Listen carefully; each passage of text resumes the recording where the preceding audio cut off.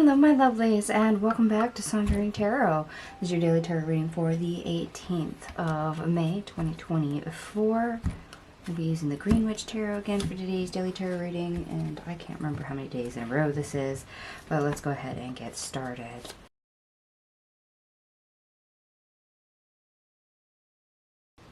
Alright, my lovelies, I am back. I have all your cards out on the table. We do have the eye tapestry on the table as well, so we'll see if this is an eye-opening experience for you, if it has to do with psychic ability. I have a 1 ace, 8 major arcanas, and we have 1 synchronicity showing up for you today, and that is 888 that I noticed so far. So let's get started on the best part of your day. We start out with the Chariot in the reverse, followed by the 6 of Swords, the 2 of Swords in the reverse, the Emperor, the Fool in the reverse, and the Ace of Wands in the reverse. Okay.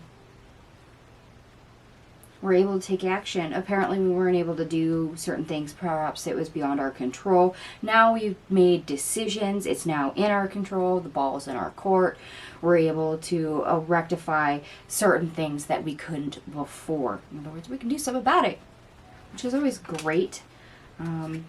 It's simply because that means we've freed ourselves up. We've cleared out roadblocks. Things are now working for us instead of against us. And we're heading in the right direction. Okay, the worst part of our day, we start out with the King of Cups, followed by the 2 of Cups,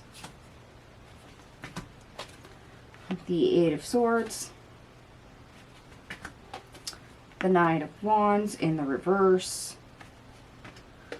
the Queen of Wands in the reverse, 3 of Pentacles in the reverse, the 5 of Cups in the reverse, Temperance, and 8 of Cups in the reverse.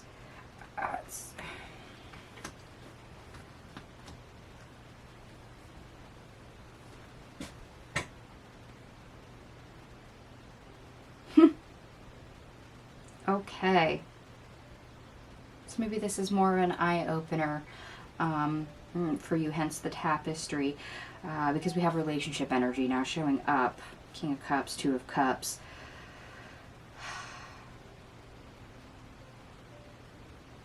Good emotions, good intentions, good connections, and yet you might find it very difficult to do things that are more for you, things that are more necessary, things that need to be corrected or worked on. And as much as that energy can be corrected and it is available, you're not wanting to leave the status quo. You know, it's that 2 of Swords energy we saw earlier. So perhaps you do have a friendship that is really great, but something happens, and in order to keep the peace, you keep your opinion to yourself because you disagree. Okay. So in a way, you've then backed yourself into a corner. You've halted a certain progress with that relationship. So you're either playing the peacekeeper, you're, you know, not wanting things to escalate. You think it's a better option not to say or do anything. So you keep quiet. You let boundaries be overstepped. You know, you just want to keep the good times, the good emotions, the good memories, to have only that in a connection, in a relationship of some sort, whether that is romantic or platonic. And unfortunately, that is not always how this works. You kind of have to take the bad with the good. There's always going to be moments when you disagree. when you have different opinions, different viewpoints, when you each have growing moments of, okay, sorry, that's a trigger for me, please don't do that. And hopefully for you today, this is an energy that's coming up from the past. Hopefully you've already gotten over this and you're already embodying the best part of the day. But some of you are going to get stuck in this of, oh, no, maybe I shouldn't say that. Oh, no, maybe I shouldn't do that. They're not going to want to do that. That's not any fun. But, and you close yourself off. Huh, eye-opening. Okay. Yeah, we have to open and see and be able to look at the truth. Okay. So we're circling around relationships today. Not where I thought we were going to go, but that's okay. Our obstacle, or how to get over our obstacle, we start out with the Six of Cups. In the reverse. And then the Ten of Cups in the reverse. The Page of Pentacles. The World. Strength. The Hierophant, and Justice.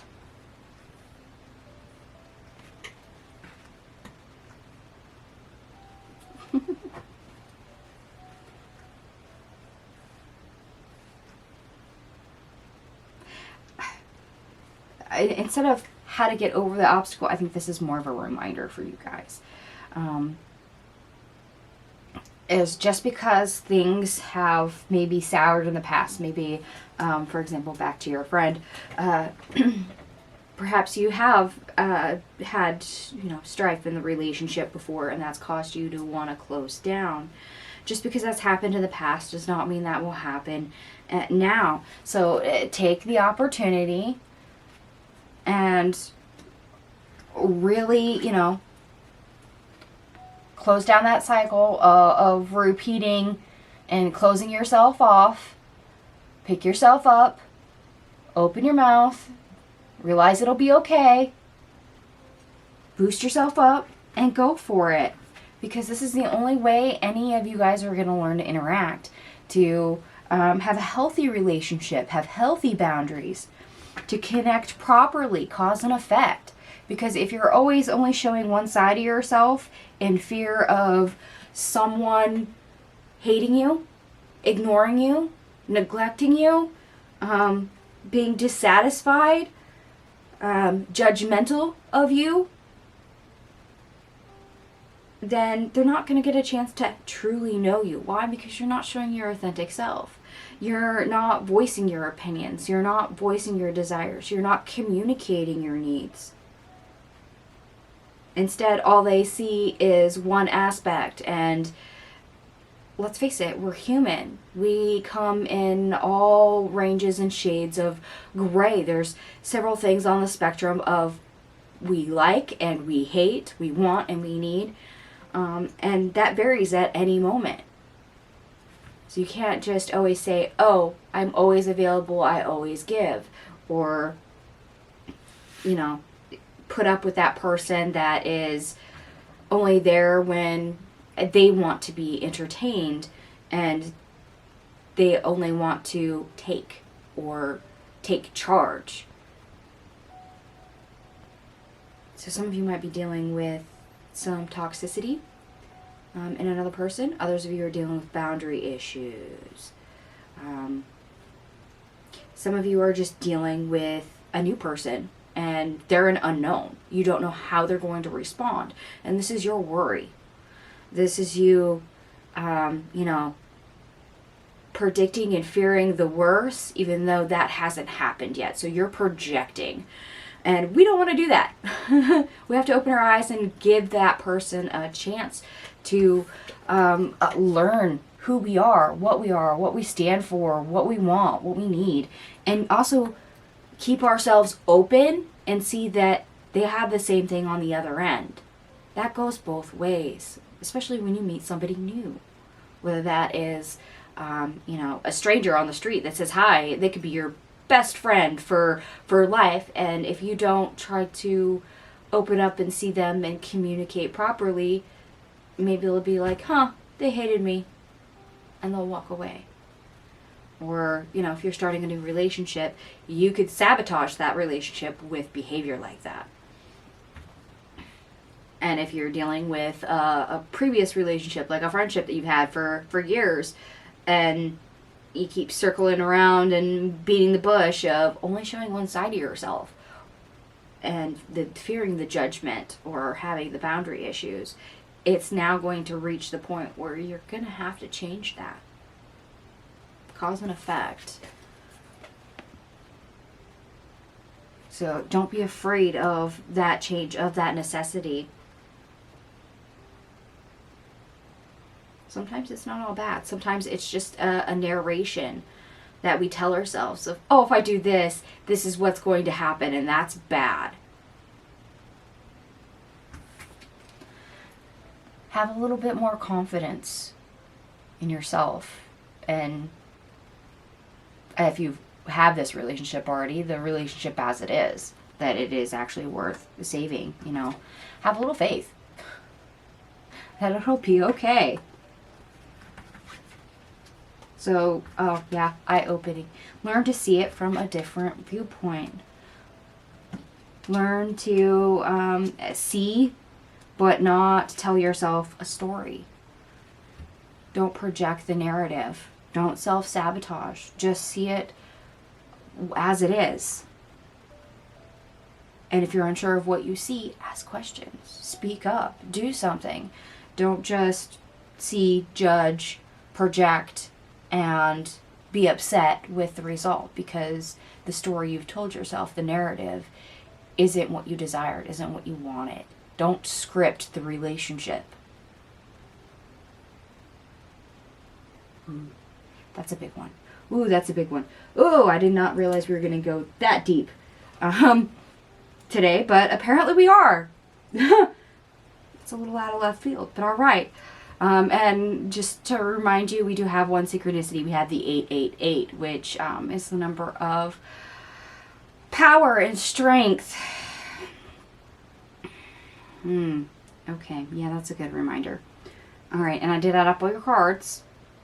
Everything here adds up to 115, which introduces to 7. 7 in numerology is the mind and creativity. In this case, this is the mind. Be careful of the narrative you tell yourself. Be careful of the stories and the things that you project because of knowledge of the past projecting itself onto the future. Yeah. Don't always view things as automatically going to be negative. That is a self-sabotaging habit, and we're all guilty of it, including myself. So there it is. And for those of you that like the astrology, Venus and Taurus conjunct Uranus and Taurus. Okay, unexpected developments do arise in relationships. There you go. Point blank, exclamation point. Or someone in your life brings something different to the table. Be flexible and go with it. In this case, you know, give them the opportunity. Be your authentic self. Vice versa. You have to have two-way communication. You have to realize what you're dealing with, the other person might be dealing with at the same time. Maybe not in the exact same aspect, but their responses might be similar. The Sun in Taurus conjuncts Jupiter in Taurus. Opportunities are everywhere. We have the Page of Pentacles on the table. This can make you optimistic and open to new possibilities, new opportunities. Page of Pentacles. Pursue what excites you most, of course. The Moon enters Libra as well. Spend time improving your connections with others. You can enjoy some quality one-on-one time. And we do have Justice on the table, which is a representation of Libra with the scales. So, yeah, I don't think I can make that any more nicely packaged for the day for you. So I'm going to go ahead and leave this here. Hopefully this resonates for you. It is a general reading after all.